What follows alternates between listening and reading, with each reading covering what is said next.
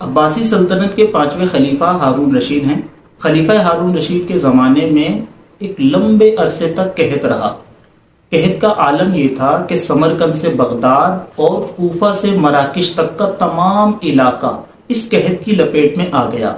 فصلیں پیدا نہ ہونے کی وجہ سے کھانے کی شدید قلت پیدا ہوئی۔ بادشاہ سلامت نے وزیروں کو حکم دیا کہ خزانوں کے منہ کو کھول دیا جائے اور عوام کی سہولت کے لیے مات پر لنگر خانے کو قائم کر دیا گیا، لیکن قحط کا دورانیہ طویل ہونے کی وجہ سے خزانے میں کمی آنے لگی۔ بادشاہ سلامت پریشان ہوئے، اپنے وزیر خاص یحییٰ بن خالد کو طلب کیا اور اپنی پریشانی ان کے سامنے پیش کی۔ بادشاہ سلامت نے ان سے حل دریافت کیا تو یحییٰ بن خالد نے ایک لمبی سانس لی اور اس کے بعد بادشاہ سلامت سے کہا کہ میں آپ کو ایک کہانی سناتا ہوں۔ اب بادشاہ سلامت پریشانی کے عالم میں اور یحییٰ بن خالد کہانی سنانے لگے ہیں، لیکن چونکہ استاد تھے اس لیے بادشاہ سلامت نے خاموشی اختیار کی اور استاد صاحب کی بارگاہ میں کہانی سنانے کی عرض کی۔ تو یحییٰ بن خالد نے کہا کہ جنگل میں بندریا کو سیر کے لیے جانا تھا، لیکن اس کا ایک چھوٹا بچہ تھا، اس کو ساتھ لے جانے میں یہ خوف تھا کہ درندے اس کو حملہ کر کے مار نہ دیں، لہٰذا بندریا اپنے بچے کو بادشاہ سلامت کے پاس لے کر آئی اور شیر سے کہنے لگی کہ میں سیر کو جانا چاہتی ہوں، اس بچے کی حفاظت آپ کیجئے۔ شیر چونکہ بادشاہ ہے، جنگل کے تمام جانوروں کی حفاظت کی ذمہ داری اس کی، لہٰذا اس نے اس بچے کی حفاظت کا ذمہ لے لیا۔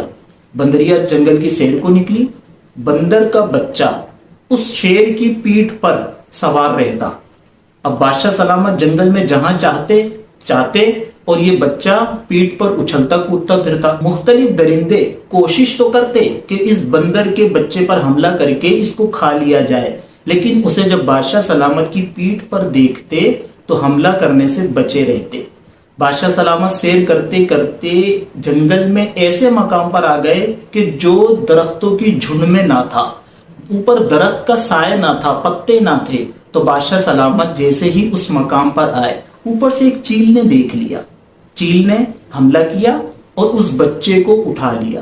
اب شیر جس کی ذمہ داری تھی کہ اس کی حفاظت کرے، اب وہ حفاظت کرنے کے لیے کبھی ادھر بھاگتا کبھی ادھر، لیکن چیل تو اس بچے کو لے کر اوپر اڑ چکی تھی۔ بادشاہ سلامت پریشان ہوئے۔ کچھ دنوں کے بعد اس بچے کی ماں بندریا سفر کر کے جب واپس آئی تو اپنے بچے کو طلب کیا کہ میرا بچہ دیجیے۔ بادشاہ سلامت نے کہا کہ میں آپ کے بچے کی حفاظت نہ کر سکا، مجھے معاف کر دیجیے۔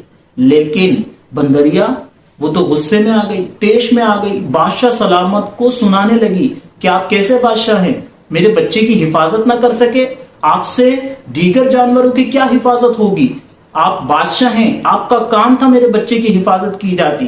لیکن بادشاہ سلامت خاموشی سے سنتے رہے، اور جب وہ بندریا نے اپنے غصہ سنانے کے بعد کچھ کم کیا تو بادشاہ سلامت نے کہا کہ اگر یہ حملہ زمینی ہوتا، زمین کا کوئی درندہ اس پر حملہ کرتا تو یقیناً میں تمہارے بچے کی حفاظت کرتا، اس حملے سے نمٹنے کی کوشش کرتا، لیکن چونکہ یہ حملہ زمین سے نہیں تھا، آسمان سے تھا، لہٰذا میں اس سے نمٹ نہ سکا۔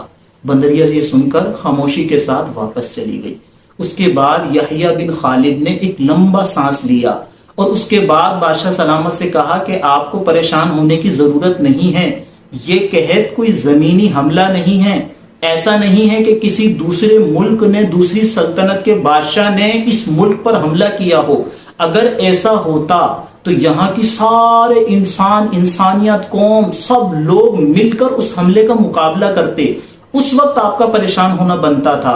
لیکن چونکہ یہ زمینی حملہ نہیں ہے، آسمانی حملہ ہے، اللہ تبارک و تعالی کی طرف سے ایک آفت ہے، لہٰذا آپ اس میں بالکل پریشان نہ ہوں، اللہ تبارک و تعالی کی جانب لو لگائے رکھیں، اللہ تبارک و تعالی چاہے گا تو یہ قحط بھی بہت جلد ختم ہو جائے گا۔